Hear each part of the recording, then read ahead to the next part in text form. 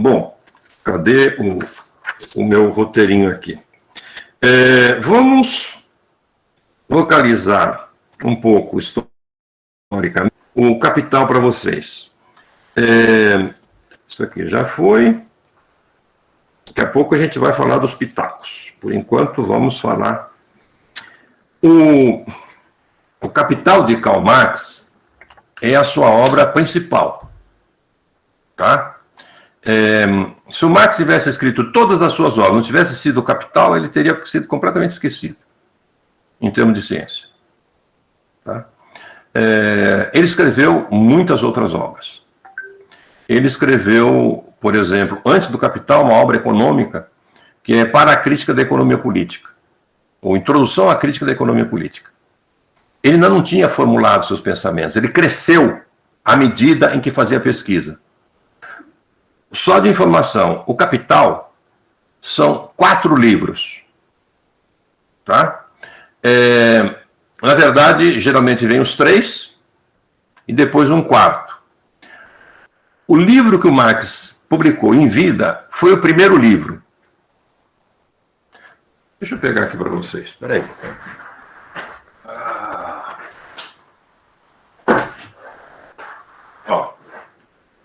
Eu recomendo para vocês a leitura essa aqui, ó, tá? Que aparece essa capa. Se vocês acharem, só no sebo vocês vão encontrar. É a melhor leitura, é a tradução do Reginaldo Santana.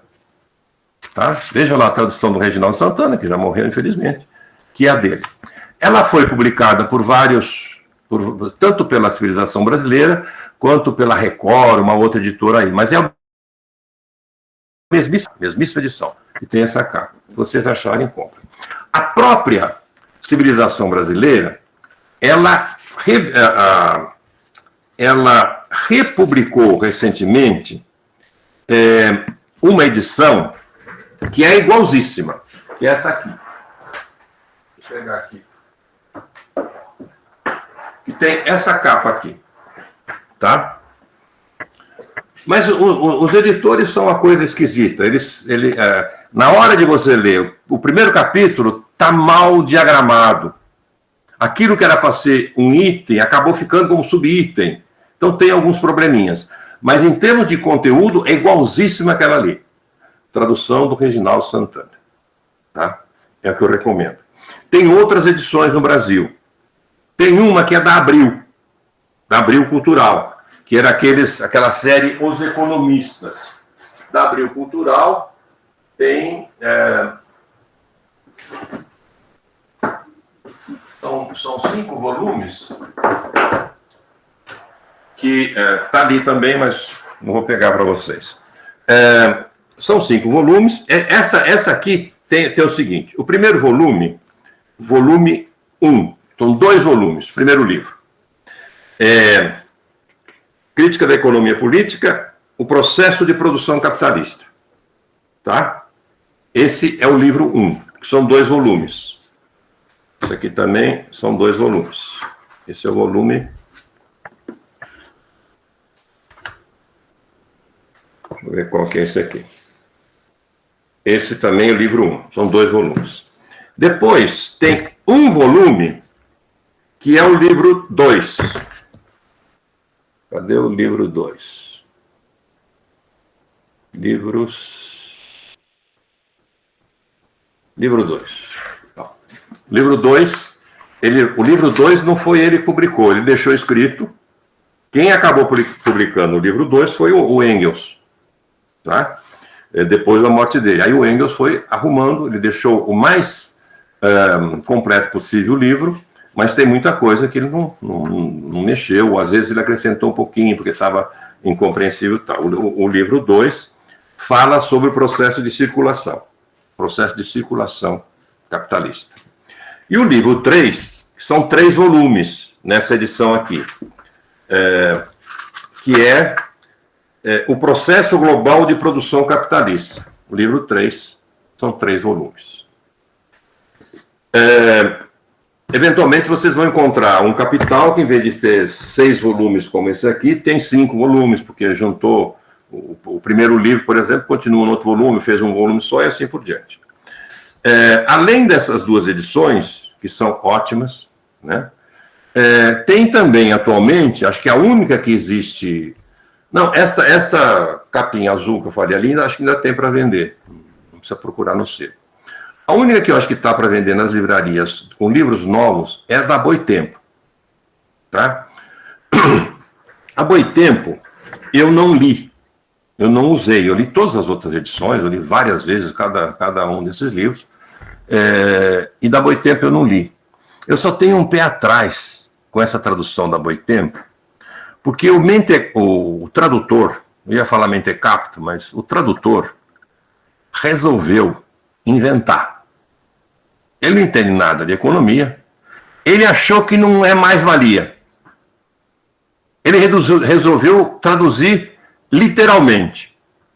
Mais-valia, que é uma palavra brasileira, portuguesa, tá?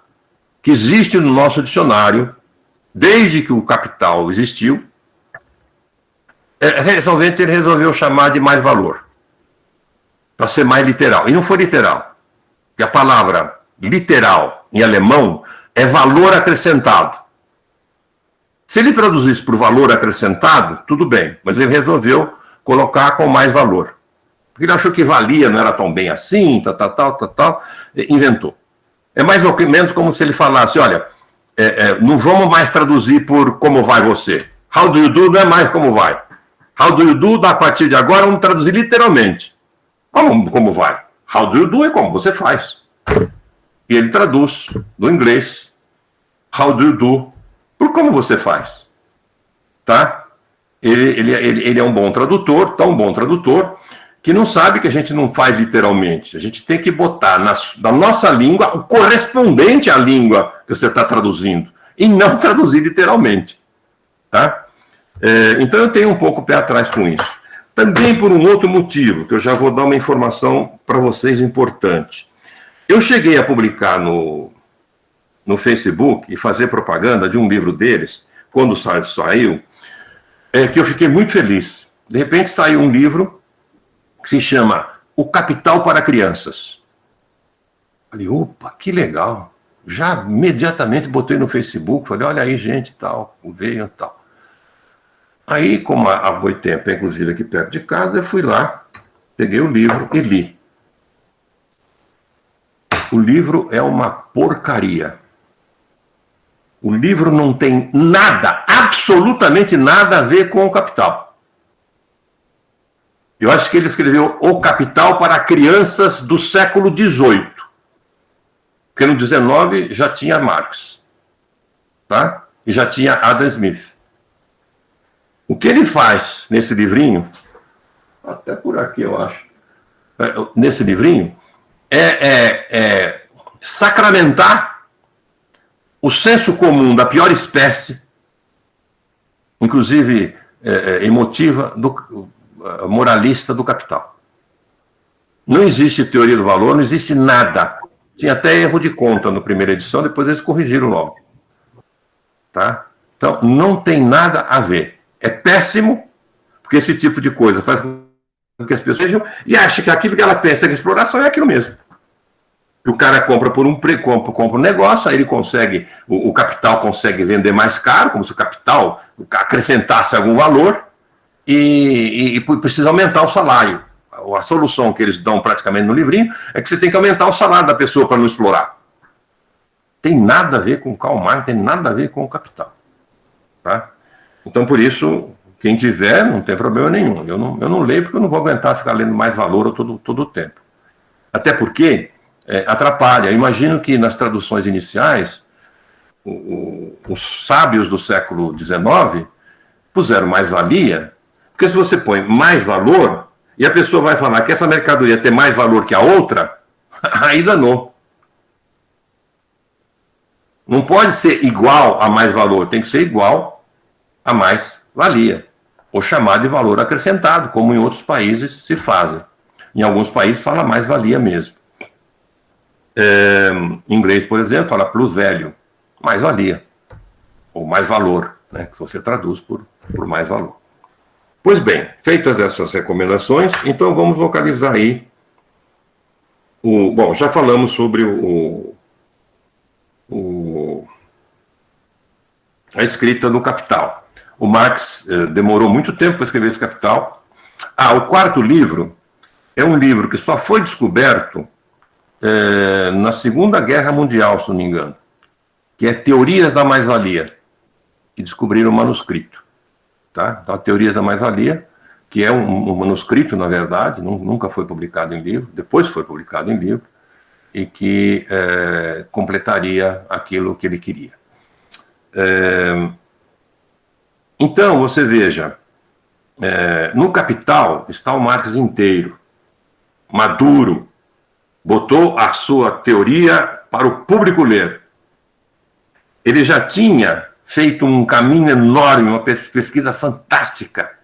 Já tinha destrinchado Adam Smith, Ricardo, todos os economistas ingleses. Ele tinha um pensamento assim muito denso, que nós vamos destrinchar aqui e fazê-lo compreender facilmente. Quando ele escreveu, por exemplo, um livro anterior, que é Contribuição à Crítica da Economia Política, ele ainda não tinha alguns conceitos elaborados como tem no Capital. Então lá, por exemplo, ele fala em valor de troca só. Só no Capital é que ele vai trazer clarissimamente a diferença entre valor de troca e valor. Então você sabe que muita gente que vomita Capital leu apenas a Contribuição à Crítica da Economia Política, porque não sabe o conceito de valor. Isso por uns 90% dos economistas e sociólogos marxistas, tá? E não leram ou não entenderam. Bom, tem outras ideias. O Karl Marx, militante, por exemplo, ele escrevia alguma coisa não como ciência, ele propunha uma revolução como militante. Isso é conjuntural. Como militante, ele propunha que se fizesse isso. Nesse momento é isso, no outro momento é outro. Agora, quando ele explica o que é o capital, enquanto houver capitalismo, a teoria vale. E continua valendo. E nós precisamos compreendê-la para ir pensar formas de revolução. Então, as pessoas querem combater Marx combatendo Stalin. Ou combatendo a Coreia do Norte. Ou aqueles que dizem que são marxistas. Tá? E isso complica tudo. Nós temos que ver o que diz o Capital. E ver se realmente explica. E nós vamos ver que realmente explica. Mas vocês jamais digam isso porque ouviu falar, gente. Antes de Marx, não era possível ter autonomia para se falar sobre as leis naturais do capitalismo. Assim como antes de Charles Darwin, não era possível falar com autonomia de ciência, de descoberta e achado de alguma coisa. Como é que era a evolução? Você tinha que citar outras pessoas, Lamarck ou quem é que fosse anteriormente. Segundo ele, é assim. A partir de Charles Darwin, não. Charles Darwin mostrou cientificamente como é. E de lá para cá, toda a ciência veio comprovar claramente, por A mais B, que o homem advém de espécies anteriores. É ciência. Os neurocientistas, por exemplo, que bebem nessa fonte e sem Darwin não existia neurociência, eles não ficam falando se isso, disse aquilo, eles mostram, eles vão lá no laboratório, eles fazem as experiências e tudo mais. Com os economistas, até metade do século XIX, quando Marx surge com o Capital, eles não podiam falar autonomamente. A primeira pessoa a falar autonomamente foi um cara chamado Karl Marx. A segunda talvez tenha sido Engels, que trabalhava com ele. Tá? Mas a partir daí, tem ciência. Até aí era especulação. Percebe? O próprio Adam Smith, e o Marx vai dizer isso no próprio Capital, o próprio Adam Smith descobriu coisas importantíssimas. Por exemplo, descobrir que o valor venha do trabalho é uma descoberta do Adam Smith. Só que o Adam Smith não estava articulado politicamente com aqueles que eram dominados pelo capital. Então, ele está num estágio do desenvolvimento da ciência em que ele chegou ao máximo. Adam Smith foi um gênio. Tanto que vocês não veem os economistas citar muito Adam Smith. Porque para eles citarem Adam Smith, eles têm que falar que o valor vem do trabalho. Isso o Adam Smith chegou, mas ele não conseguiu entender como vinha do trabalho. Precisava mais pesquisa, precisava mais história. Foi o que o Marx fez. Se o Marx fosse um sacana, representante dos burgueses, dos capitalismos, ele escondia. Percebeu?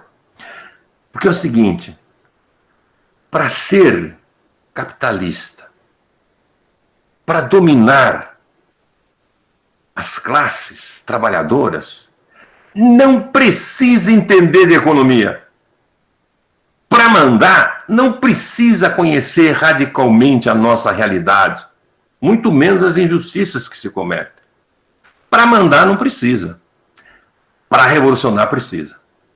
Porque você tem que mostrar onde é que está o problema.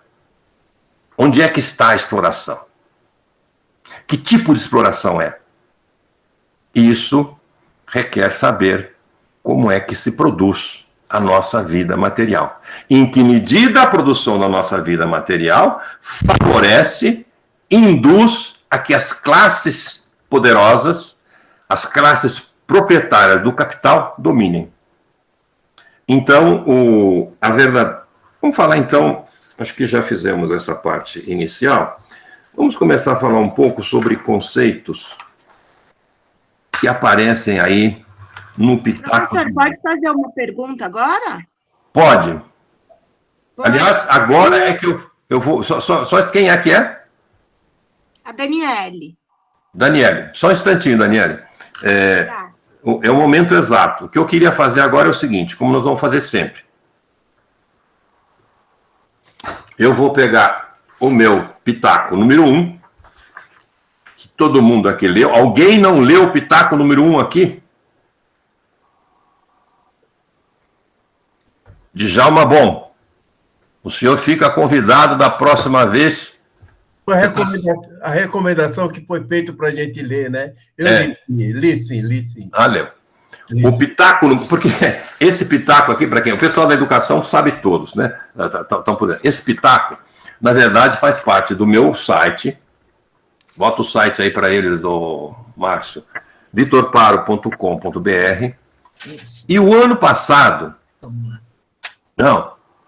final de 2019, começo de 2020, antes da pandemia, eu tinha pensado em escrever um livro.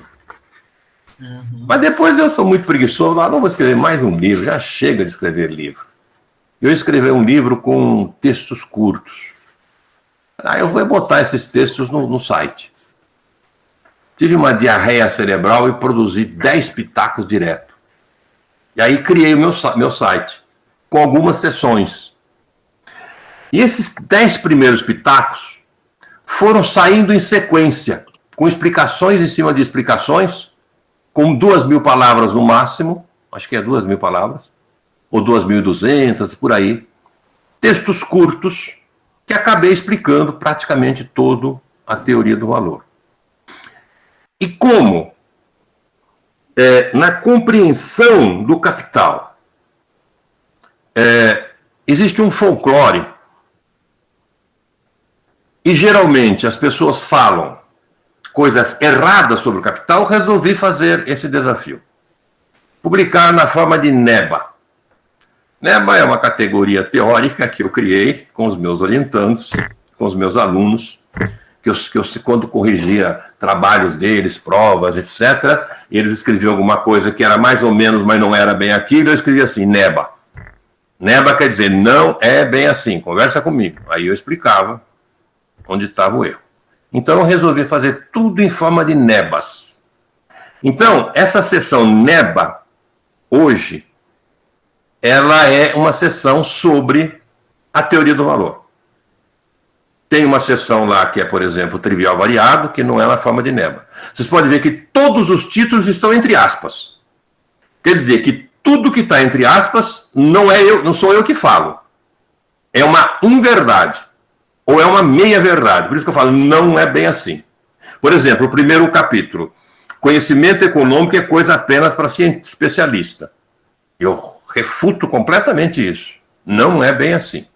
Tá? Então, ficaram os pitacos com os NEBAs. Agora, como eu já vou ter que escrever alguns outros pitacos que não dá para ser na forma de NEBA, talvez eu tenha que mudar o nome para teoria do valor ou capital para educadores, sei lá, qualquer coisa assim.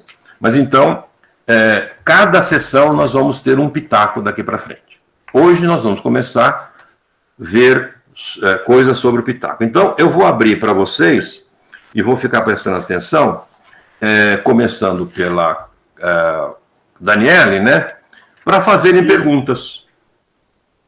O que não entenderam ou com quem vocês não concordam nesse primeiro pitaco? Na próxima aula vai ser muito mais fácil, já vão trazer as perguntas. Hoje vocês foram surpreendidos, mas de qualquer forma, a palavra é com você, Daniele. Vocês podem, e quem quiser falar, agora eu vou abrir aqui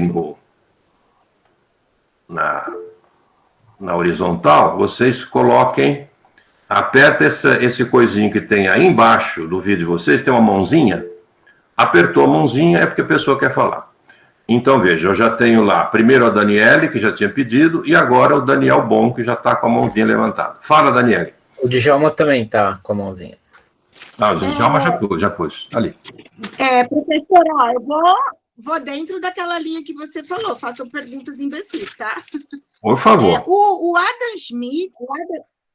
Smith, ele conviveu no mesmo tempo que Marx? Não. Porque o senhor falou que tem uma descoberta dele. Aí eu queria entender um pouco, meio que essa cronologia, para a gente avaliar o quanto de Marx, né?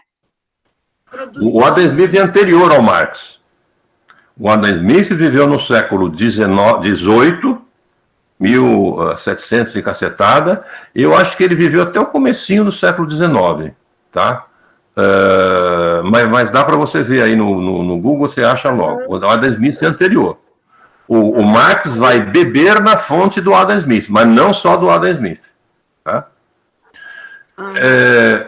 Bom, vamos levantar perguntas sobre compreensão, concordâncias ou discordância do primeiro pitaco. Djalma Bom é o primeiro. Põe lá, Lídia.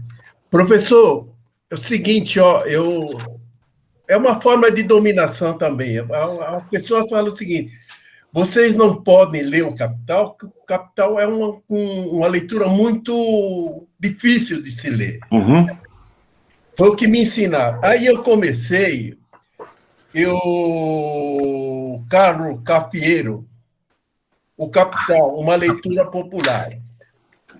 O senhor recomenda para que a gente possa ler esse do Carlo Cafiero? Recomendo, o Djalma, mas tem muito mais coisas melhores hoje em dia. Isso aí foi escrito no tempo do Karl Marx e foi bastante resumido.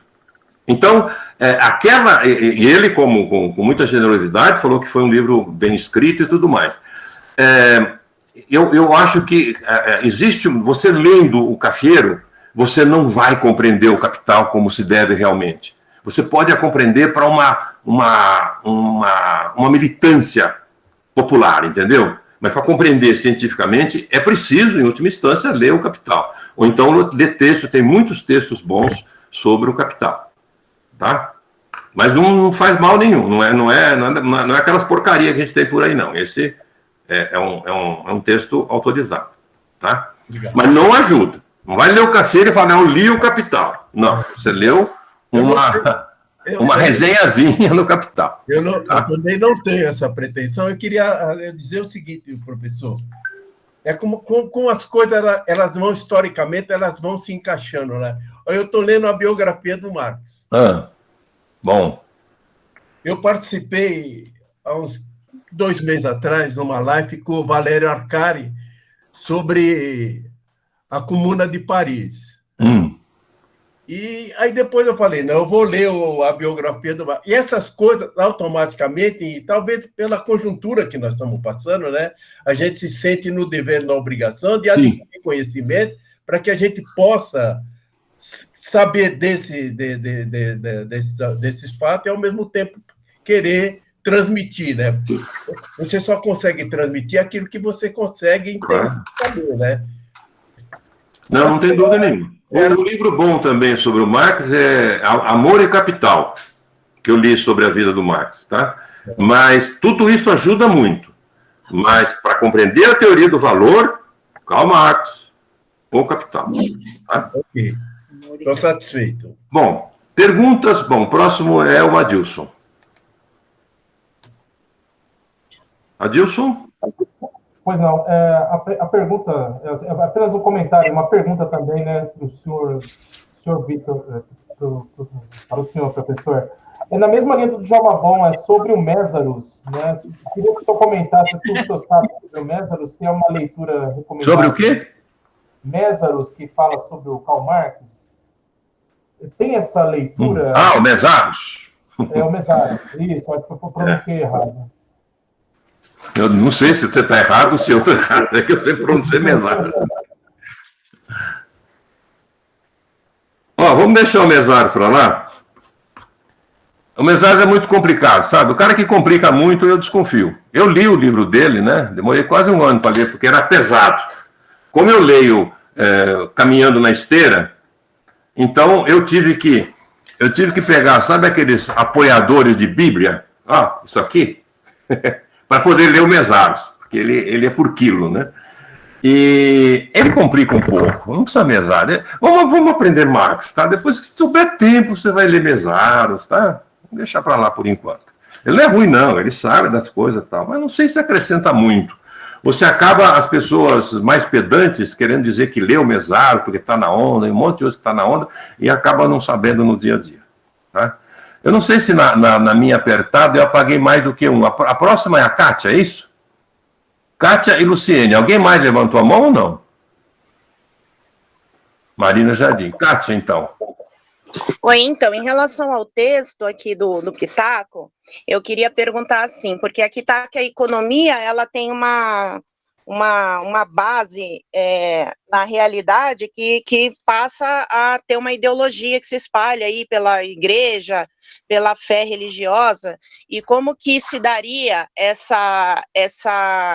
esse processamento, esse obscurantismo que a escola poderia reproduzir, já que a gente está falando de educação, como que isso se daria, já que a escola também é responsável para trazer o conhecimento científico, e a ciência talvez elucidaria o funcionamento da economia, qual seria o papel da escola, então, em favorecer, né, o esclarecimento desse funcionamento do capital, nesse sentido? Muito bem. Muito bem, Kátia. Obrigado pela pergunta. Essa questão já está contemplada na minha fala em seguida. Outra pergunta da Luciene. Oi, professor. Nesse texto que a gente leu para a aula de hoje, o senhor traz o conceito de economia e também do trabalho como uma categoria central, e também fala sobre os meios de produção, que eu faço uma relação, que são os meios de exploração, né, para a gente poder, para eu entender melhor esse conceito do que significa os meios de produção, eu associo a ele, dentro dessa ordem capitalista, meios de exploração. E eu queria saber como, e hoje esses meios de produção são meios de morte também, com a pandemia. Então, eu queria que o senhor falasse um pouco sobre qual é o impacto da pandemia nessa interpretação da forma de organização da nossa economia, né, capitalista. E também falasse um pouco sobre a uberização. Qual é o impacto disso também nessa... Do quê? Ideologização? Uberização. Ah, uberização. Isso, da uberização. E dessa banalização da morte também, dessa ideologia, né? Era isso. Tá, Luciene, vamos esperar um pouquinho. Para a gente falar sobre a uberização agora, seria leviandade. Nós precisamos aprender muitos conceitos. Eu espero que ao final do curso, com os conceitos teóricos que vamos trabalhar aqui, vocês tenham toda a autonomia para falar isso. Se eu estivesse numa live ou numa palestra falando, essa pergunta eu procuraria responder. Mesma coisa com relação à pandemia, tá? Mas eu prefiro trabalhar os conceitos teóricos e cobrar de vocês, que vocês deem, a partir do conceito teórico, vocês tenham condições de dar respostas a isso, tá bom? Mas vamos trabalhar, sim, a questão do meio de produção. Marina Jardim. No texto, no final, você termina com um convite com algumas perguntas, para a gente pensar sobre elas. E eu me peguei em uma delas: por que precisa haver pobres para o capitalismo funcionar? E nesse exercício eu pensei assim, bom, podemos entender que o capitalismo se estrutura na exploração e concentração de riqueza por alguns poucos. Sem a pobreza, não há como explorar? E assim, essa estrutura, a gente pode dizer que o capitalismo se desmonta se não houver a pobreza? Muito boas perguntas. Vamos ter condições de responder isso. Veja bem, Marina, foi colocada no final aí exatamente para estimular vocês terem essas perguntas. No decorrer dos pitacos, nós vamos dar condições para vocês responderem essas perguntas também. Tá? Antônio de Jesus. Rocha. Isso. Consegui abrir. Então, professor, diretamente no texto, tem um momento que fala, que começa a caracterizar os proprietários do capital. Chega um certo momento que o texto diz: em vista disso, o capitalista típico desenvolve toda a teoria falsa da realidade, comumente chamada de liberalismo econômico ou neoliberalismo, para ocultar o fato que demonstraremos em outro momento.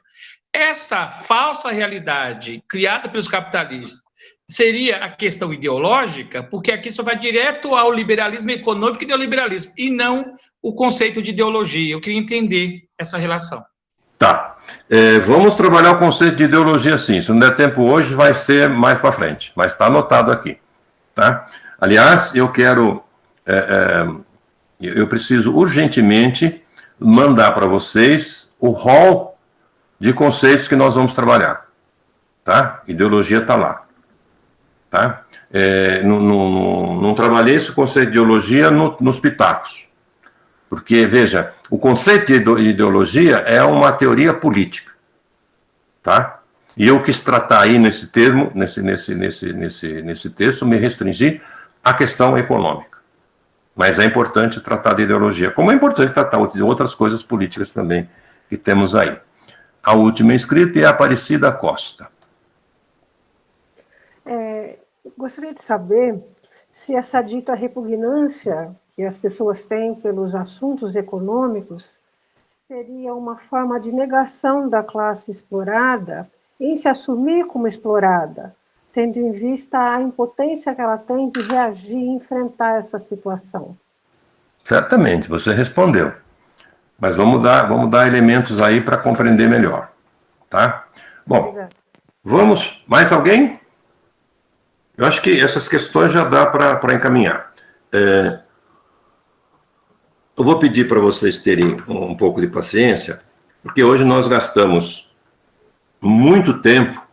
Não, muito tempo não, gastamos o tempo necessário, até que não foi tanto assim. Mas como tivemos que tratar de tantas burocracias, de tantas formalidades aí, agora é que eu vou começar, na verdade, a dar aula, que eu vou começar a falar sobre o conteúdo. E acho que uma boa forma é realmente começar por explicitar alguns conceitos. Então, eu tinha anotado aqui o conceito de economia, o conceito de economia política, o conceito de capital, E a questão do obscurantismo também já estava presente aqui. Os meios de produção, uberização. Bom, vamos lá. Eu convido vocês a terem presente aí o pitaco na mão, para que a gente vá... deixa eu molhar a boca com café, que é melhor. Que a gente vá acompanhando e explicitando melhor as questões. Ó.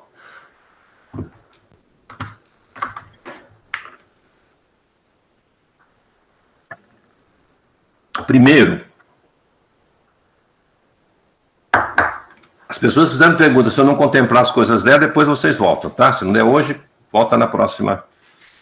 Eu quero fazer um negócio inteiro, contemplando as questões que foram feitas. Veja, para as classes poderosas, para as classes que dominam, não é interessante que as pessoas tenham conhecimento de como se dá essa exploração. Se nem elas têm, de uma forma científica, por que o Harris Povinho vai ter que ter?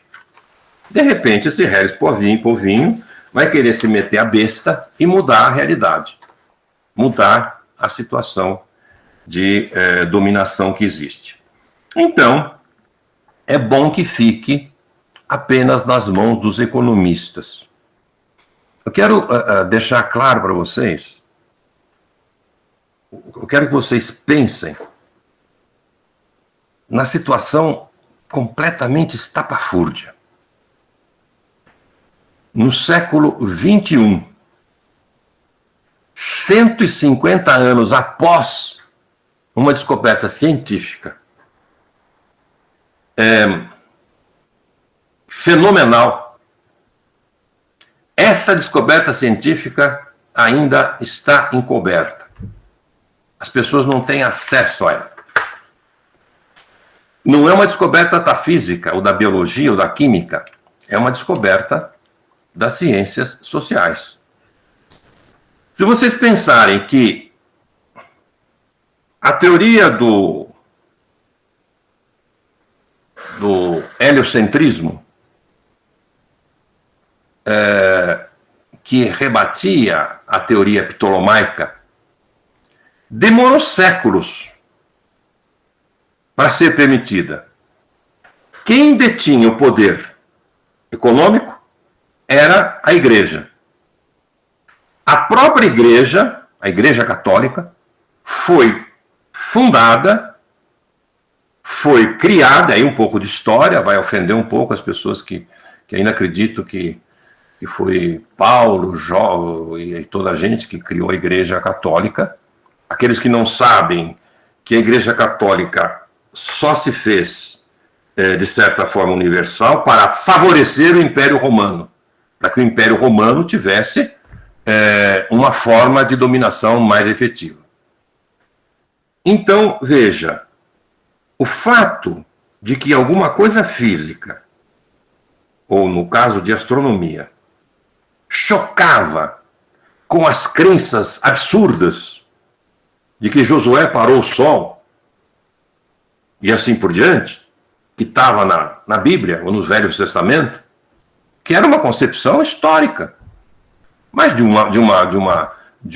um povo na Idade do Ferro, que ainda não tinha produzido o saber, o conhecimento científico que nós temos hoje. E nem a ética, muito mais elevada, muito mais precisa e muito mais humana do que a ética dos hebreus. Tá? A ética dos hebreus é um pouco a ética do Bolsonaro hoje. Tá? Então, não era para as pessoas saberem. E foi silenciado de todas as formas. Veja, a gente critica a igreja por ter feito isso. E a igreja simplesmente matava, violentava, torturava, queimava quem defendesse o contrário. E a gente não percebe que o capitalismo, sem fazer nada disso, ou fazendo a parte, não, especialmente em cima de quem trabalha com Marx, conseguiu, por mais de 150 anos já, ficar em silêncio. Como que acontece? Vai ver os currículos e os programas das faculdades de economia pelo Brasil afora. Vê se tem mais do que 2 ou 3 no máximo que estuda verdadeiramente economia. Marx é como um teórico que falou sobre isso. Você pega os luminares, eu tenho aqui o Samuelson, por exemplo, que eu estudei, que eu li, Prêmio Nobel de Economia. Eu li o Samuelson antes de ler o Capital. Depois eu fui ler de novo. Meu Deus, o que ele fala de asneira, você vê que ele nunca leu a orelha do Capital. Prêmio Nobel de Economia. Nos cursos de administração de economia não se fala em Marx. Para vocês terem uma ideia, na Faculdade de Educação da USP, a primeira pessoa, veja, a Faculdade de Educação é desde 1970 que existe Faculdade de Educação e que depois existe mestrado e doutorado.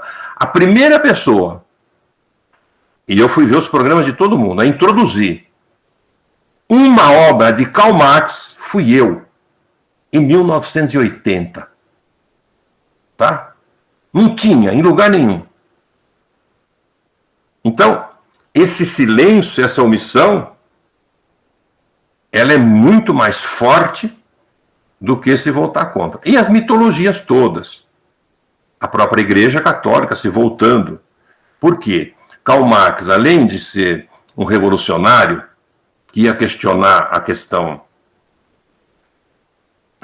do poder, ele era também em última instância, um iluminista, ou mais do que um iluminista, que falava sobre a realidade e mostrava que o ser humano não precisa de um Deus. Mas o que o poder utilizou, o próprio Karl Marx, dizendo que ele era um ateu, como se o ateísmo fosse novidade. O século XVIII inteirinho tinha sido ateu. Marx não inventou nada com o ateísmo. Quando Marx, inclusive, fala sobre a religião como ópio do povo, quem leu Marx sabe que ele está fazendo um elogio à religião. Mas isso foi tomado como se ele estivesse dizendo que a religião é uma coisa que narcotiza o pensamento das pessoas. Não, ele não queria dizer isso. Ele queria dizer que os pobres não têm o ópio, que era o que os ricos podiam ter, que naquela época o ópio era livre, podia comprar à vontade, mas tinha que ter muito dinheiro. E os ricos, as suas frustrações, as suas neuroses, etc., tomava ópio. O pobre não tinha ópio. O pobre só podia contar com a bondade da igreja, para ele encontrar outras pessoas, para conversar, para ter amigos, etc. Porque o capitalismo tinha tirado tudo dele. Então, veja, no momento em que o Karl Marx faz um elogio ao papel da igreja, que inclusive tem até hoje, ao lado dessa desgraça de formar votantes do Bolsonaro, as igrejas pentecostais, e mesmo a católica, cumprem uma coisa que o Estado não cumpre, que o capital não cumpre. Que é dar um pouco de apoio, um pouco de civilidade para essas pessoas terem alguém para se encontrar. Percebe? Mas aí foi taxado como um cara mau. Simplesmente para não se ler. Outra coisa é dizer que o Capital é muito difícil, que é uma complicação, e ninguém lê o Capital e todo mundo sabe dizer contra o Capital. Mesmo pessoas que hoje, porque muitas coisas do que o Capital que o Marx descobriu, foi incorporada na nossa cultura, existe aí, e muita gente que critica o Karl Marx não sabe que está citando Marx, sem saber que foi ele que descobriu aquilo que ela está falando. Então, não interessava. Por quê? Para a camada dominante, como eu disse para vocês, não precisa conhecer para continuar igual. Para a camada trabalhadora, precisa conhecer para poder revolucionar. Então, nesse sentido, a compreensão do que seja a economia é muito importante. Mas aí, é muito interessante que a gente tenha presente o que nós estamos entendendo por economia.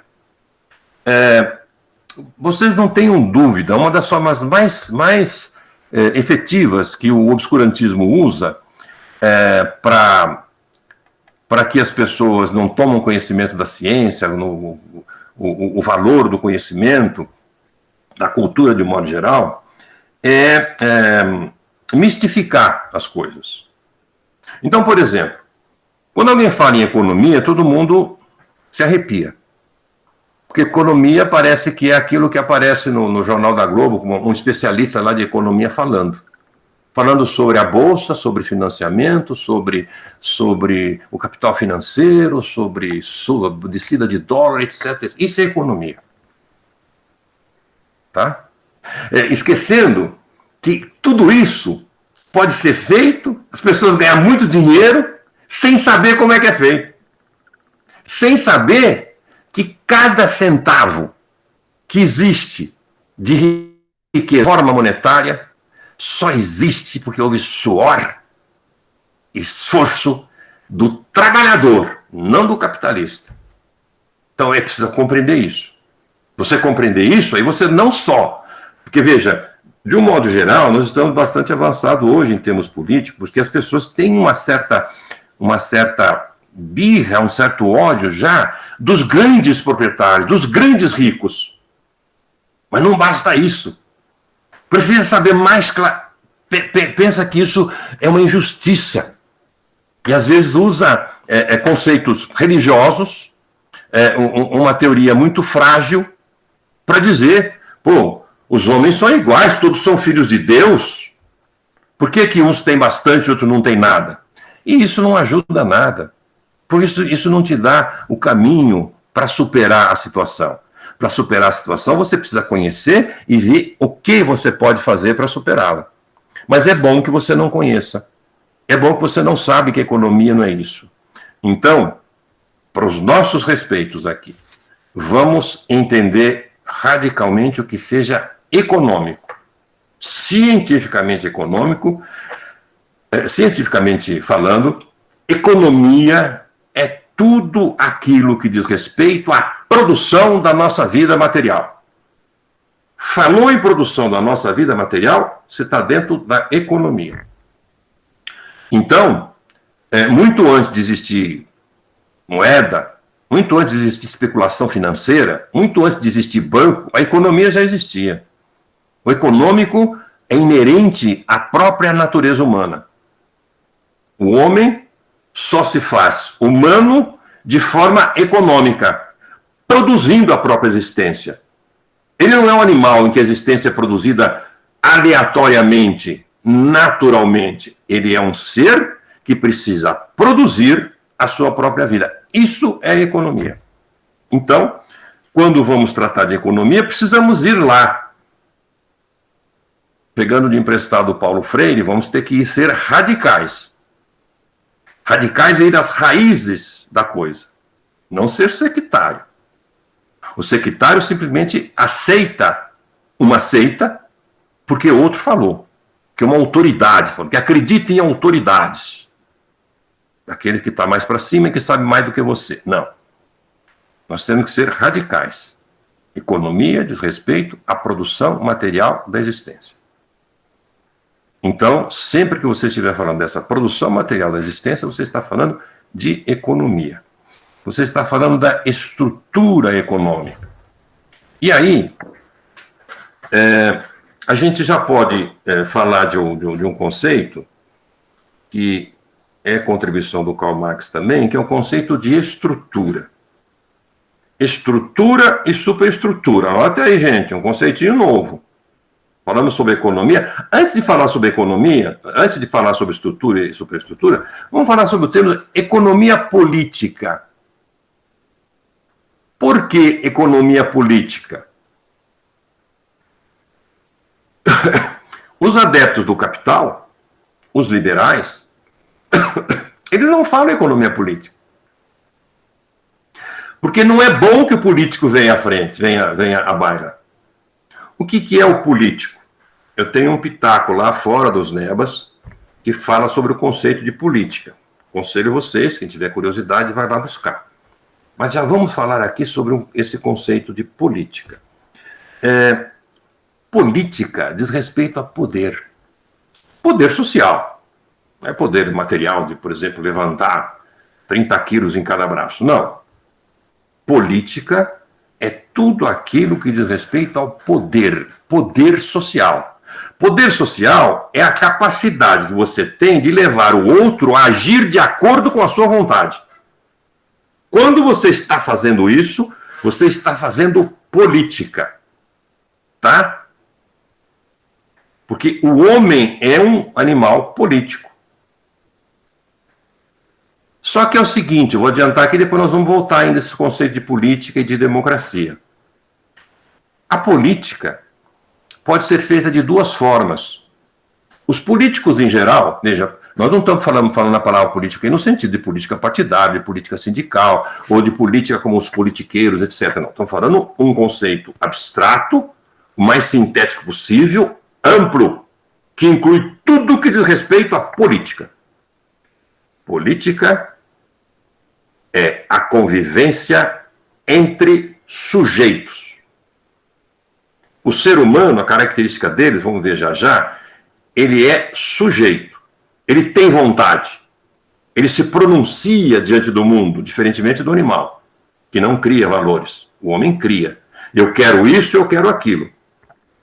Mas veja, como o ser humano, nós vamos ver já já, só se produz socialmente, ninguém existe sozinho, ele tem que se relacionar com o outro. Mas esse outro é também um sujeito. Então, para ele se relacionar pelo outro, entra necessariamente a política. Porque eu tenho vontade, o outro também tem vontade. Então, eu preciso fazer com que o outro atenda à minha vontade. E o outro fazer com que eu atenda à vontade dele. Em ambos os casos, a política se faz. Não se preocupa com isso agora, nós vamos ainda voltar a esse conceito. Só para dizer, por enquanto, e já tem um progresso fantástico, porque no senso comum isso não é levado em conta, se você pegar manuais de política, só se pensa em política sobre o outro. Política é poder sobre o outro, e poder é sempre sobre o outro. Nós vamos trabalhar aqui um conceito de política, mais na sequência, em que o poder não é necessariamente sobre o outro. O ser humano não é tão pobre assim de características que ele não seja capaz de conviver com o outro pelo diálogo. O poder sobre o outro é política no sentido de autoritarismo. O poder com o outro, em que eu apresento os meus desejos, ele apresenta o dele, nós dialogamos, eu sigo ele, ele me segue, eu renuncio a algumas coisas, ele renuncia a outra. Essa negociação é legítimo poder, mas é poder no sentido de democracia. Então, democracia num sentido também bastante amplo. Democracia, portanto, é muito mais do que simplesmente eleição, voto da maioria, ou liberdade de imprensa. Democracia é a convivência entre sujeitos que se reforçam como tal.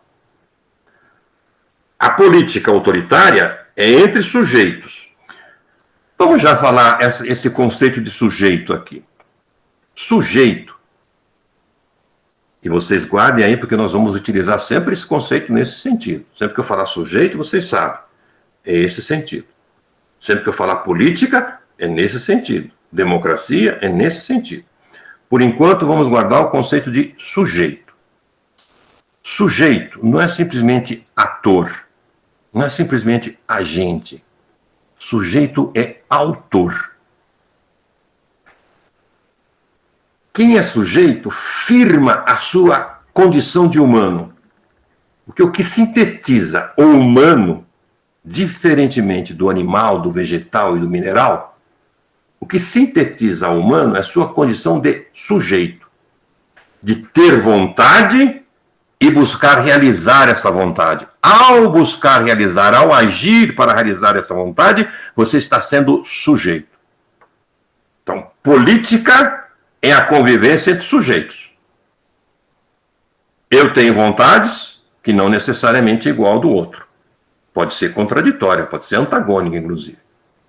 A política tem que levar em conta essa convivência. E nessa convivência, alguém vai exercer o poder com um outro ou sobre o outro. Então, isso é que é política.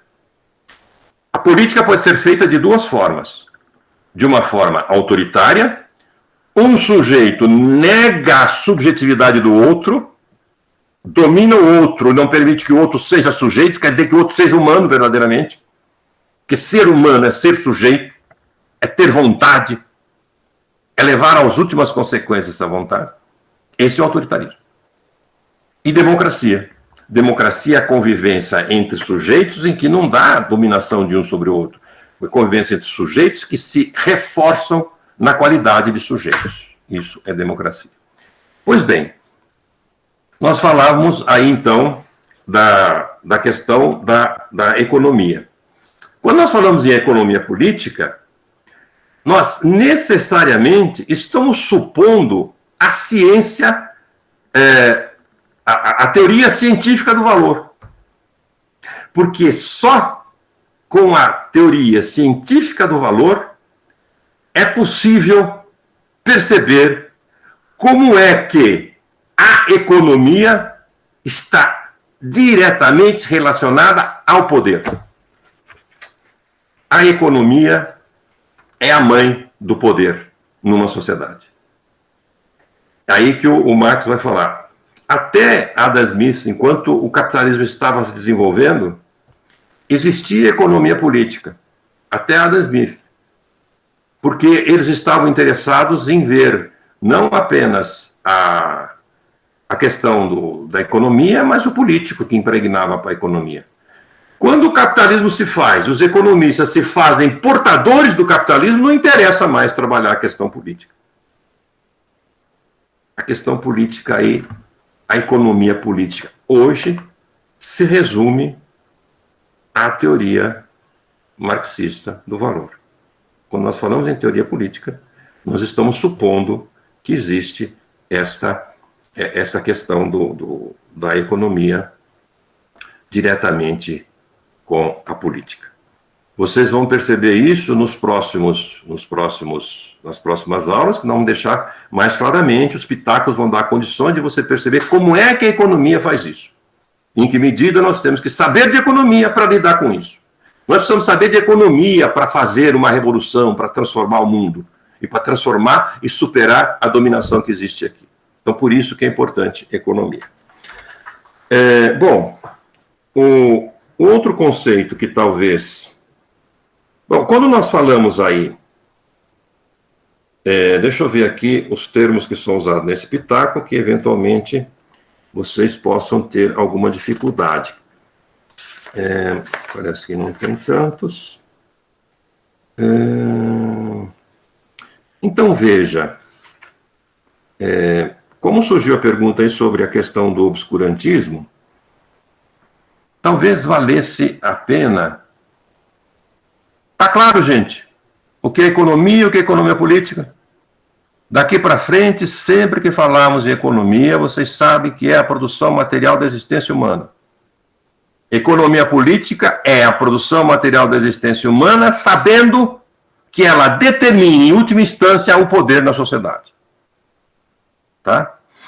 Eu tinha prometido, e vou fazer agora, falar sobre dois conceitinhos que é muito jogado por aí entre os marxistas, que é o conceito de estrutura e superestrutura. Estrutura ou infraestrutura, em termos de economia política, você pode falar de infraestrutura de um prédio, tá? Mas não é sobre isso que nós estamos falando. Vou falar aqui em infraestrutura em termos sociológicos e econômicos, tá? Infraestrutura ou estrutura são sinônimos. Tá? É até bom que não se fala infraestrutura, porque parece que uma coisa está embaixo e a outra coisa está em cima. Essa é a dificuldade de compreender essa superestrutura. O Marx não foi muito feliz em dar o nome de superestrutura, porque parece que existe uma coisa embaixo e existe uma coisa em cima. Não. Estrutura é o domínio econômico. O domínio econômico é a estrutura. Não tem dificuldade. Aqui para frente, sempre que falar em estrutura, na sociedade, nós estamos falando do domínio econômico.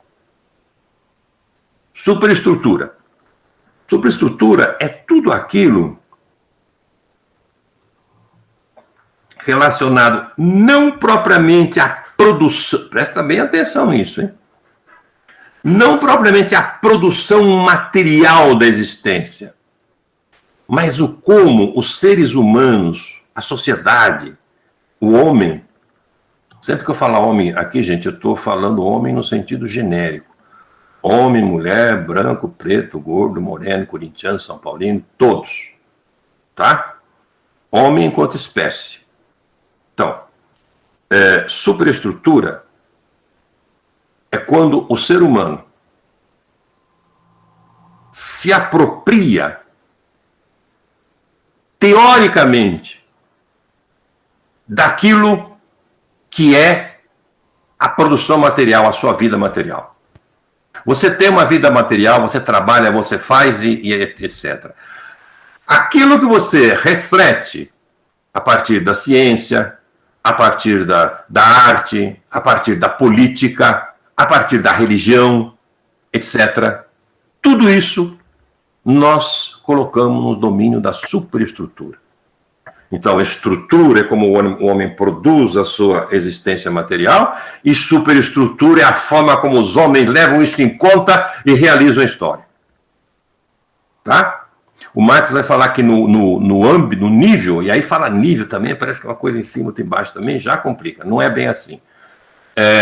No âmbito supraestrutural, ele vai dizer que existe o político, o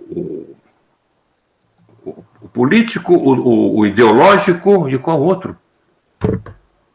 Deu branco. Bom, quer ver?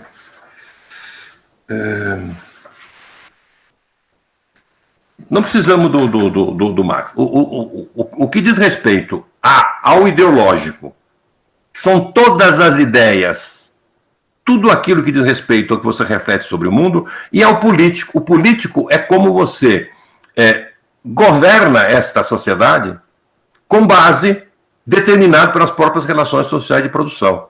Então ele vai dizer que existe uma correspondência entre a estrutura e a superestrutura.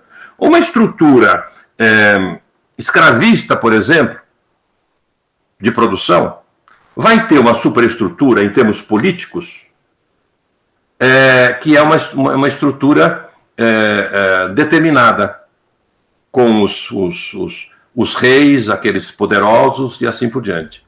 Uma estrutura econômica político, jurídico e ideológico. Pronto, lembrei. Político, jurídico e ideológico. Então, o que diz respeito ao jurídico, as leis que governam a sociedade, está no âmbito da superestrutura. O que diz respeito, veja, está com base naquilo que é a produção da própria existência. Isso nós vamos ver na sequência. Agora nós só estamos falando. Estamos colocando uma tese que depois vamos defender e demonstrar. O ideológico, a questão do pensamento, então, a própria religião, tudo aquilo que diz respeito a concepções de mundo. E aí, depois nós podemos pensar numa explicitação, num conceito de ideologia mais refinado. Para o Marx, grosso modo, ideologia era uma falsa consciência. E ele foi combater essa ideologia. Então ele tem um livro que se chama Ideologia Alemã, em que ele vai falar todas as concepções que tem do mundo e que são falsas. Pior do que falsa, tem uma meia-verdade, ou muitos pontos de verdade. Então, é a ideologia como falsa consciência. Existe uma outra forma de entender ideologia, que aí sim, Antônio Gramsci, na década de 20, ou a partir da primeira metade do século 20, ele desenvolveu toda uma teoria com o conceito de ideologia mais desenvolvido. Aí ele vai entender ideologia como uma concepção de mundo, seja ela verdadeira ou não. Uma concepção de mundo que é articulada na ciência, nas artes, em todos aquilo de que diz respeito à vida humana. Tá? O meu livrinho, Administração Escolar, Introdução Crítica, o terceiro capítulo, é uma aula, na verdade, desenvolvida muito didaticamente sobre o conceito supraestrutural, que o Gramsci vai dividir em sociedade política e sociedade civil. Depois nós falamos sobre isso. Por enquanto é saber que a supraestrutura é tudo aquilo que diz respeito à produção, a representações que você tem da estrutura. Está lá o poder, tá? Está lá o político, o jurídico e o ideológico. A gente nem sempre segue o roteiro que a gente fez, as coisas vão sendo solicitadas. Então, vamos lá, vamos falar já de sociedade política e sociedade civil. Como não tem tantas coisas tão difíceis para compreender nesse primeiro pitaco, no próximo já começa a ter, então preste atenção, tá? Dá para a gente avançar coisas que talvez víssemos lá para frente. As pessoas, geralmente sociólogos, confundem muito o conceito de sociedade civil e sociedade política. Tá? Presta atenção depois, assistam de novo isso e prestem bastante atenção. Para o Gramsci, sociedade política e sociedade civil não são dois pedaços da sociedade. Essa palavra sociedade nem precisava estar aí. Tanto que ele fala sempre entre aspas. Sociedade política e sociedade civil. O que é? Sociedade política é tudo aquilo que existe no nível supraestrutural que diz respeito à dominação do outro. À dominação direta. A impor a sua vontade. Tudo aquilo que você não pode discutir é imposto. Então, nesse domínio da sociedade política, e veja, sociedade política aí é uma palavra especial, a palavra política aí não é bem o política que a gente tratou agora há pouco. Sociedade política é o domínio da força, na verdade. Então, veja, o exército, a polícia, os governos, as leis. Você não pode dialogar com as leis. As leis existem e você tem que obedecer.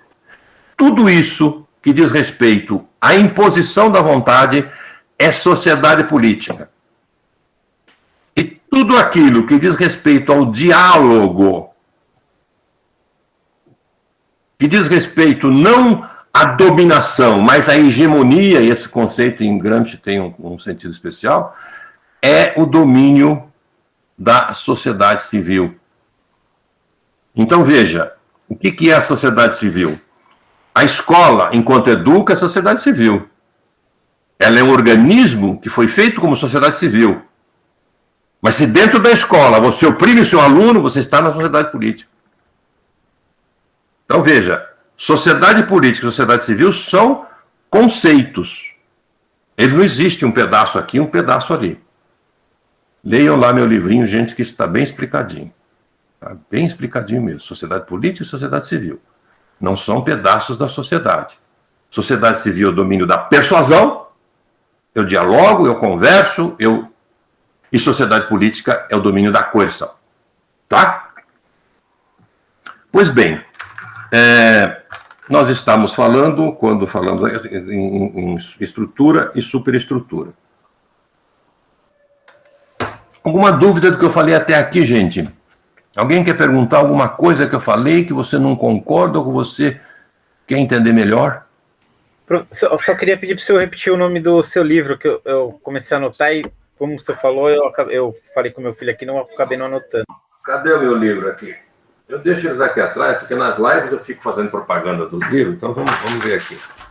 É esse livro aqui, ó, que eu recomendo muito, gente. Ó, eu vou mostrar a edição anterior e a edição atual.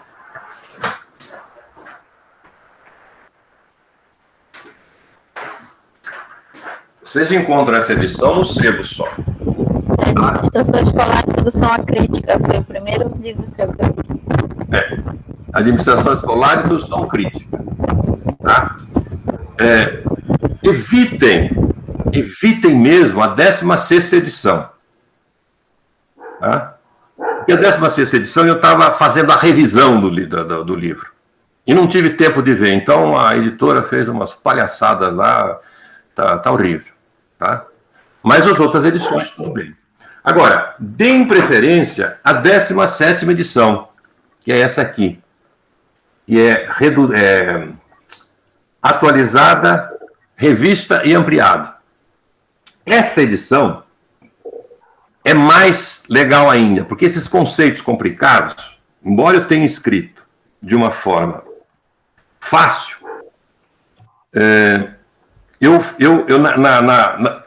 na revisão, ampliação, eu fiz isso aqui, ó. Tá vendo, ó?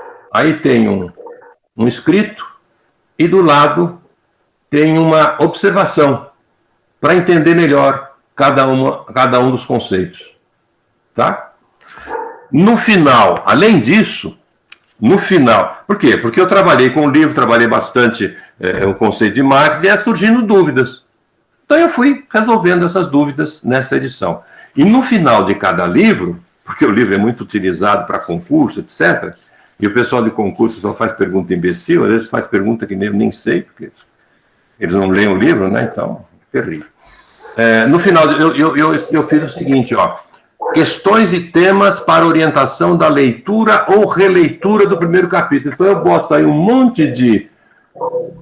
Essa luz é muito forte aqui, então não dá para ler direito. Eu boto um monte de perguntas e de temas que é o que está contido naquele capítulo. O primeiro capítulo é, na verdade, o primeiro e o segundo. Mais o segundo do que o primeiro. O primeiro e o segundo capítulo é uma teoria do capital. É sobre o capital. Se vocês querem uma outra leitura, vocês fazem lá. O terceiro capítulo é sobre Gramsci. Praticamente sobre Gramsci. Então vocês vão encontrar tudo isso ali, o importante na coisa, tá? Mais alguma questão? Eu tenho... Oba! Quem é? A Daniele que falou? Fala. Então, eu fiquei com uma... não ficou muito claro ainda a questão da economia política. A economia, eu entendi que é tudo aquilo que diz respeito à produção da nossa vida material. Uhum. E a economia política é uma última instância da sociedade. Mas eu não consegui fazer essa relação. Muito bem, ótimo. Então vamos fazer o seguinte. A mãe... Eu sei por quê. Porque... sociedade, mas eu não consegui fazer essa relação. Eu vou dizer, então, vamos conversar um pouco, então, aqui, no resto do nosso tempo, sobre política. Mais do que isso, vamos dar... Nós temos até 19h30, né? Vamos procurar obedecer os horários que as pessoas têm prazo e tudo mais. Eu vou começar hoje, Daniele, e continuo na próxima aula. A próxima aula vai dar bastante tempo, 2h30, tempo pra caramba, tá? Mas o que precisa para compreender com facilidade, e as pessoas têm compreendido com facilidade porque eu faço isso, e hoje eu não fiz, é que nós temos que começar pelo princípio, começar pelo início por uma questão de princípio, tá? Como dizia o Vicente Mateus, vamos começar pelo início. E o início é a natureza humana. É compreender o que é o humano. Tá? A primeira aula de economia política devia ser sempre essa. Então eu vou começar ela agora e na próxima aula vocês me cobram. De cara eu vou continuar, porque hoje não dá tempo. A gente vai aí pelo menos uns 20 minutos para falar sobre isso. Ó, o que cumpre a nós fazermos para não termos que acreditar em dogmas, em coisas da fé, da crença, porque outros dizem, ou porque tal religião diz, ou porque tal profeta disse, nós temos que refletir sobre a condição humana. E hoje, depois de tanta reflexão, de tantos grandes filósofos, de tantos grandes cientistas, de tantos grandes nomes que refletiram sobre o humano, nós temos uma boa maneira de compreender isso. Vamos falar o que é o característico do humano. Mas aí, pensando o humano, não como aquilo que a gente normalmente pensa na escola, lá. O homem é um animal racional. Não. O homem não é apenas um animal. O homem é um animal, sim. Mas o que é que verdadeiramente o diferencia e o torna singular, completamente, radicalissimamente diferente de todo o mais que é a natureza? O que o identifica é o fato de que ele é humano. E veja, quando você diz que ele é natural, você não está falando que ele está no domínio da necessidade.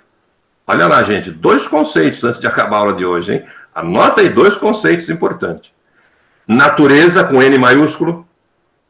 Natureza com N maiúsculo. É tudo aquilo que existe independentemente da vontade e da ação do homem. O homem pensado em sua genericidade. Tá? O homem como espécie. Isso é natureza. É o domínio da necessidade. Talvez pudéssemos falar em necessariedade. Que é aquilo que necessariamente acontece. Tudo que é o domínio da natureza é o domínio da necessidade. Ó, você solta um corpo, ele cai. Cai necessariamente. Independentemente da vontade do homem. Você pode descobrir essa lei. É uma lei natural. Você não pode mudá-la nem revogá-la. Nem a bancada da bala e dos evangélicos lá consegue revogar essa lei. É uma lei natural. É o domínio do acaso. É o que a ciência nos mostra que é o acaso, que acontece naturalmente. Então, o domínio da natureza é o domínio da necessidade, que necessariamente acontece.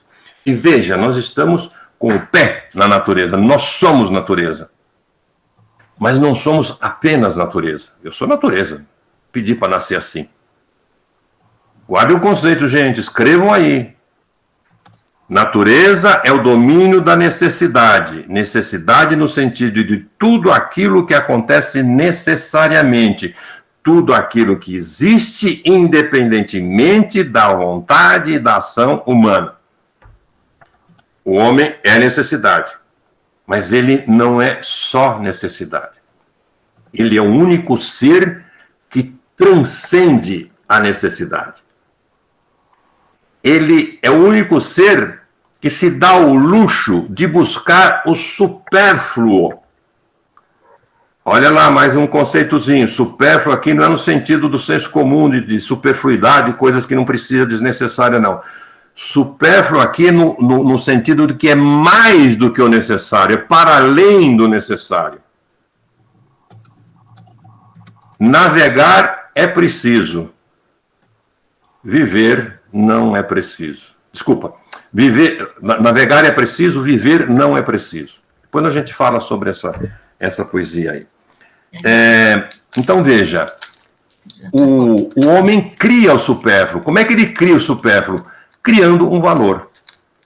A primeira ação verdadeiramente humana é aquela em que o homem se manifesta diante do real. Diante do real, o homem diz: isto é bom, isto não é. Isto eu quero, isto eu não quero. Quer dizer, ele é capaz de criar. E a primeira coisa que ele cria é um valor. Esta é a natureza do homem. Agora, a natureza com letra minúscula. A natureza é o domínio da necessidade. A característica do homem, a natureza do homem,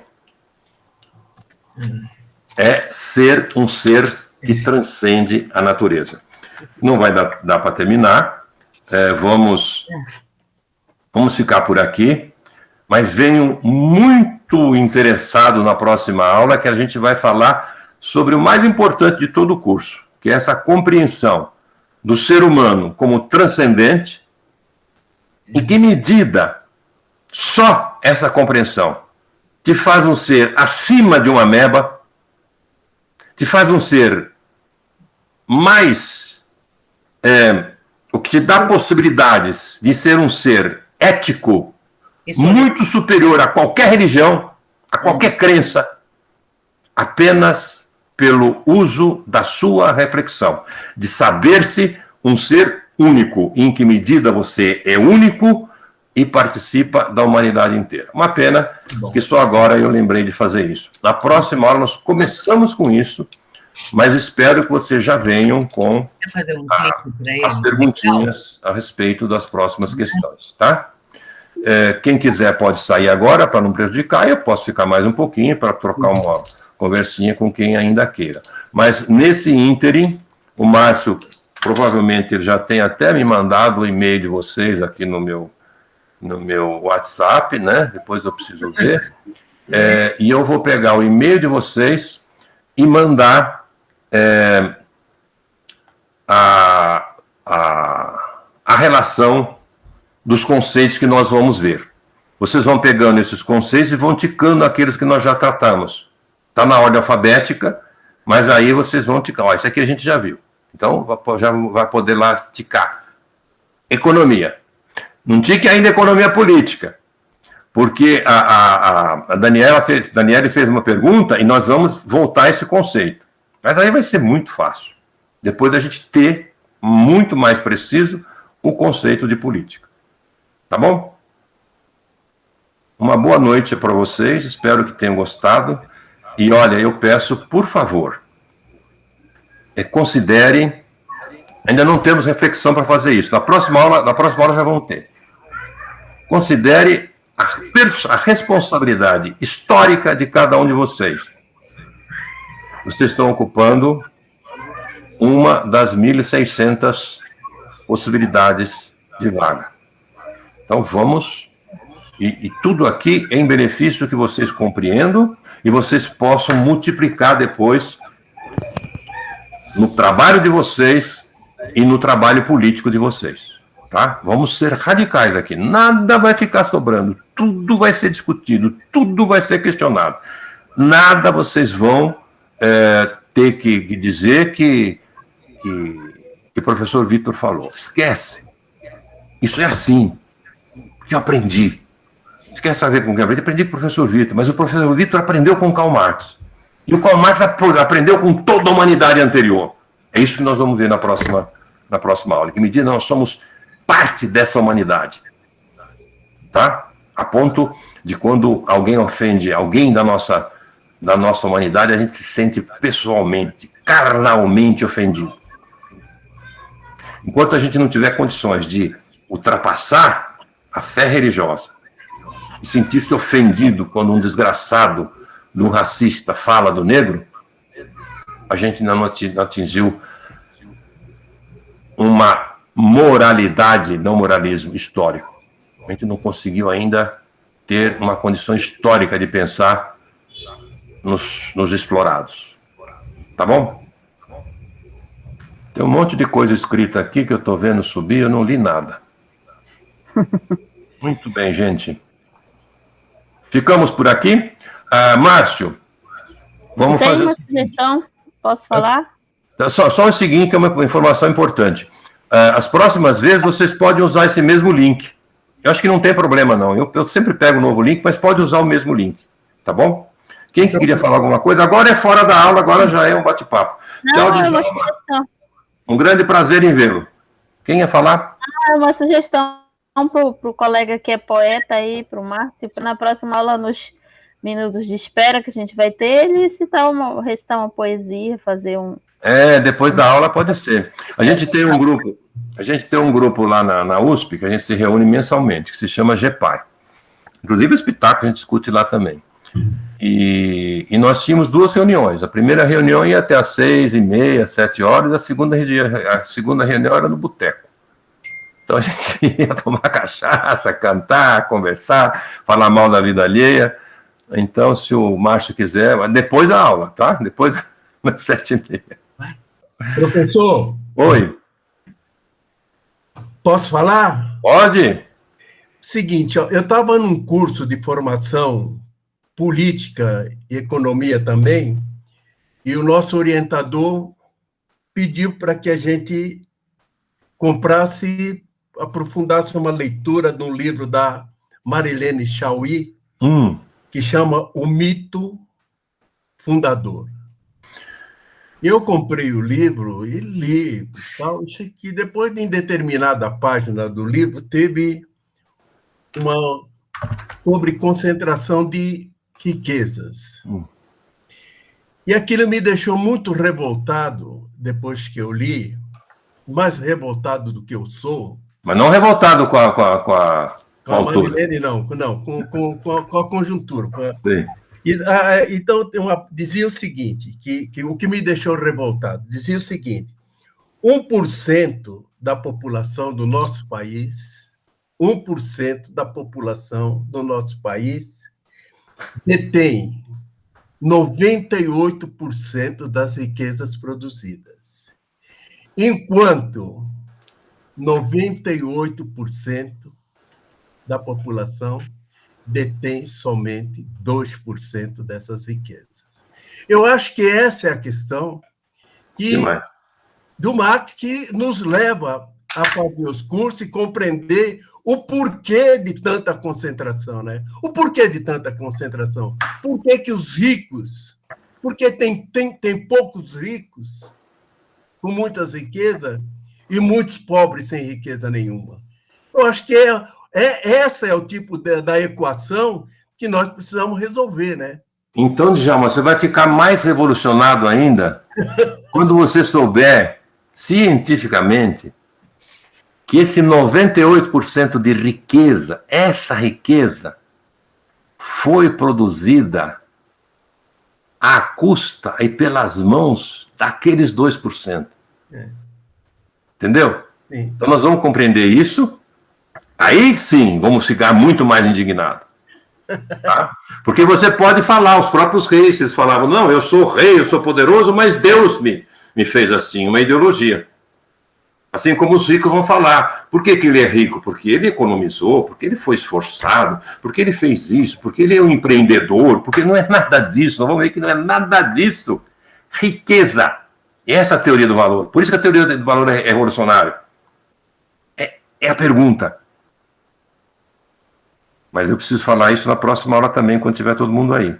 A pergunta é a seguinte: o que é que faz com que exista valor? Por que existe 10 dólares, 5 reais e assim por diante? Essa é a teoria do valor, que dá uma resposta que ninguém sabe. Agora, até metade do século XIX, 1860 e pouco, tudo bem. De lá para cá, não. Agora a gente sabe como é que se faz. O que é qual as vicissitudes que existem para que exista uma moeda, uma cédula de 50 reais, por exemplo. Percebe? Quem é? Às custas de quem isso é feito? Toda a riqueza. É a discussão que nós vamos fazer. Bom. Professor Vitor, posso fazer uma pergunta? Pode. Aproveitando que o companheiro Djalma está aí, né? E que nem eu disse lá no começo da aula, é a segunda vez que eu estou vendo, né? Porque eu vi hoje lá no filme Linha de Montagem, né? O filme é de 1981 o lançamento, mas as gravações 79 e 80, né?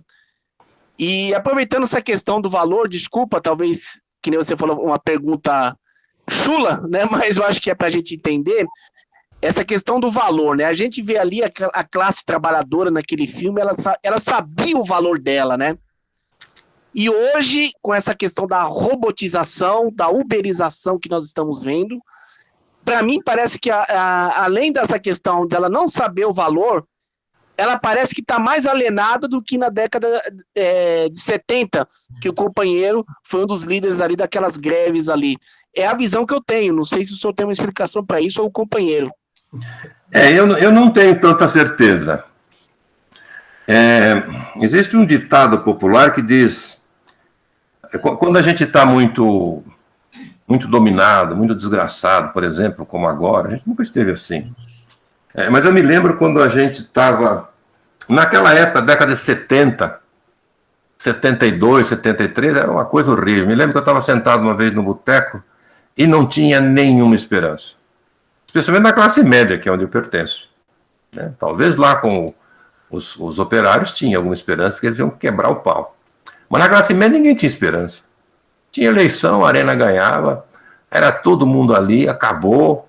A gente pensava em Portugal, que teve 30 anos de ditadura do Salazar, a gente pensava na Espanha, que teve também tanto. Mas vamos ficar. O único louco lá que falou alguma coisa contrária fui eu. Eu falei, gente, as coisas mudam. Bota isso na cabeça. As coisas mudam. Mudou. O que aconteceu a partir de 89, 85 mesmo, quando entrou lá e que se acabou com a ditadura, na verdade, o que aconteceu, e coisas que aconteceu são coisas fantásticas.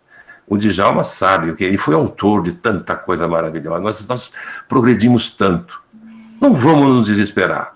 Essa consciência, às vezes não aparece, mas às vezes ela está igual brasa debaixo de cinza, e de repente aparece.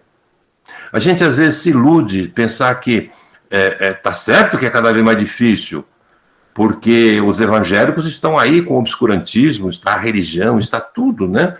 O problema do evangélico não é o que ele traz, o que ele te impede de alcançar. Esse é que é o problema, é o obscurantismo. Você se satisfaz com coisas que são do domínio da crença e não do domínio da ciência e tal. A brasa debaixo da cinza, viu, André? Eu acho que não é bem assim. Vamos crer que não é bem assim. Conversando com pessoas, a gente vê. Basta você ver quando você fala alguma coisa consistente, o que isso tem de eco. Está lá na pessoa. A pessoa, às vezes, é um coxinha desgraçado. Quando você senta e começa a fazê-lo pensar, ele começa a pensar, você vê que o ser humano é muito maior do que isso que se apresenta por aí. É isso que nós temos que acreditar. André, eu acho que está assim. Posso falar, professor? Pode, não precisa nem pedir. Fala quem é que está falando. Com a permissão dos outros companheiros e companheiras. André, é o seguinte, a gente precisa compreender e discutir a questão de forma e conteúdo. Naquele momento, o capitalismo tem uma forma de exploração. Isso. Tá certo, professor?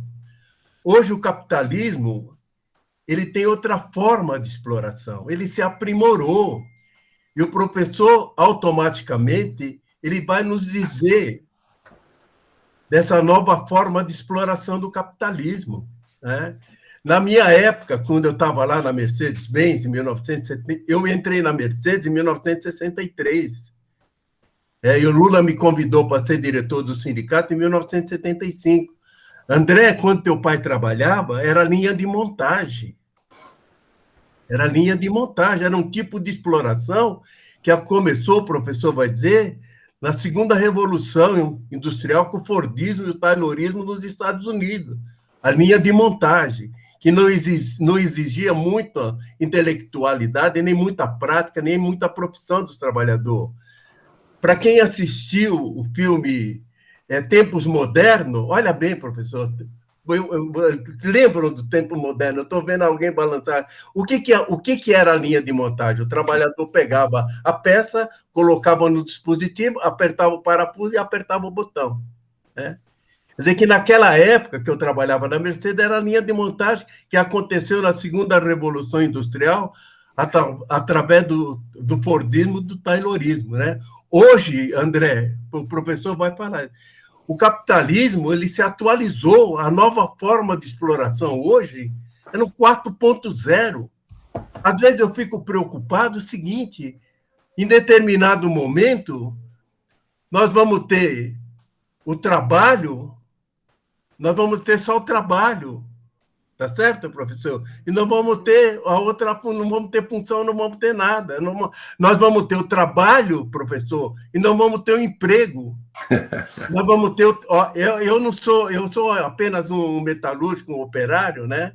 que a vida me levou a ser essa pessoa que o professor falou, que eu me sinto muito gratificado dos elogios que ele fez à minha pessoa, mas com as novas tecnologias, e é bom a gente saber o que está acontecendo no mundo, gente, das novas tecnologias. Quando eu trabalhava na Mercedes, você tinha linha de montagem. Numa usinagem de cabeçote, você tinha 42, 43 pessoas. Eu voltei na Mercedes há uns 3, 4 anos atrás, tinha a célula de produção, aquela linha que tinha 44 pessoas, tinha 2 pessoas trabalhando na célula de produção. O que é isso? É nova tecnologia?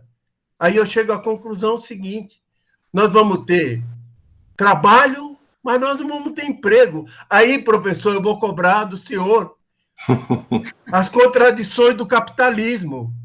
Mas é isso aí que é contradições do capitalismo. Porque o capitalismo, André, companheiras e companheiros, o capitalismo ele precisa do mercado de consumo. Agora eu quero ver o capitalismo, como é que ele vai resolver essa contradição. Se não tem emprego, não tem salário. Não tem salário, não tem consumo. Eu quero saber, professor, quem é que vai consumir essa produção do capitalismo com essa nova prática do 4.0, com nova tecnologia, com robotização, com automatização que o capitalismo está trazendo. Mas isso o professor vai nos explicar, porque o Djalma Bom não é professor. Djalma Bom. Mas veja, Djalma, professor.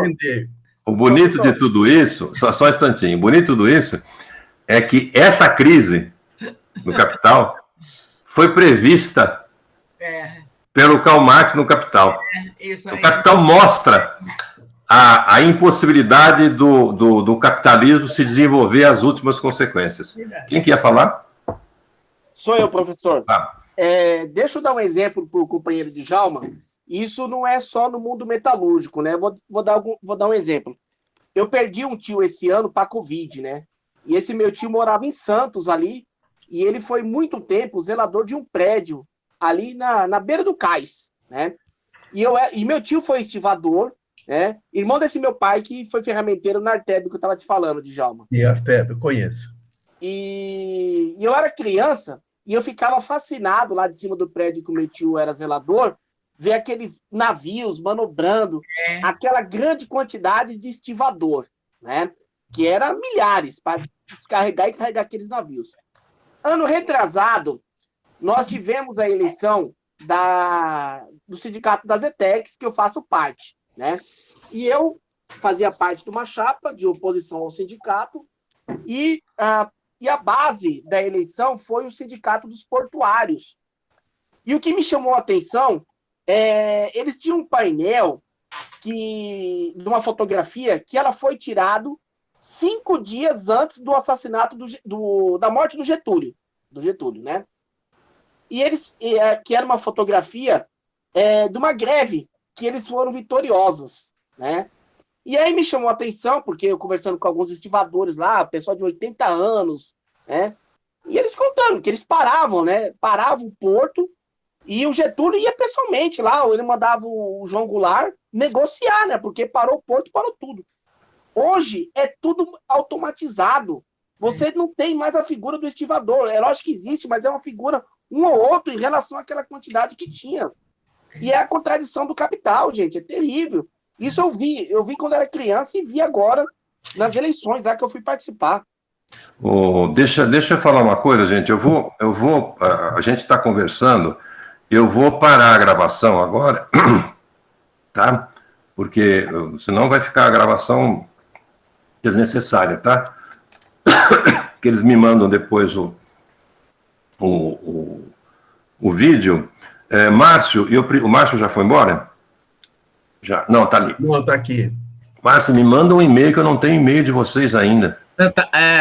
Eu tô com a lista agora completa, mas eu não sei o que deu aqui no meu arquivo, eu não tô conseguindo abrir, mas eu já vou te enviar. Eu te enviei, mas eu vou enviar agora com todos os e-mails. Faltava um e-mail. Não, eu preciso do seu e-mail para eu mandar para vocês a gravação, porque é você que vai mandar para todo mundo. Sim, isso eu já te... Manda um e-mail para mim, que aí agora, por exemplo, que eu desliguei aqui, eles já mandam um e-mail para mim com essa gravação, que não está pronta ainda, mas aí eu mando para você, você tenta entrar e vai pedir autorização e eu deixo você entrar. Tá? Tá bom. Gente, eu tenho que ir saindo, se vocês quiserem continuar conversando. Vai lá, professor. Vai, professor. Tá bom? Valeu. Um beijo para vocês. Encontro vocês na próxima segunda. Leiam com cuidado. Leiam de novo o primeiro pitaco e leiam o segundo, como eu falei. Tá bom? Professor Vitor, eu tô te mandando os livros do Marx aí para você no WhatsApp, viu? Um abraço. Tchau, gente. Valeu, Márcio. Tchau, tchau. Tchau, bom. Depois a gente papeia. Tchau, gente. Tchau. Tchau, tchau. Bora, Bolsonaro. Tchau. Você está com o microfone aberto?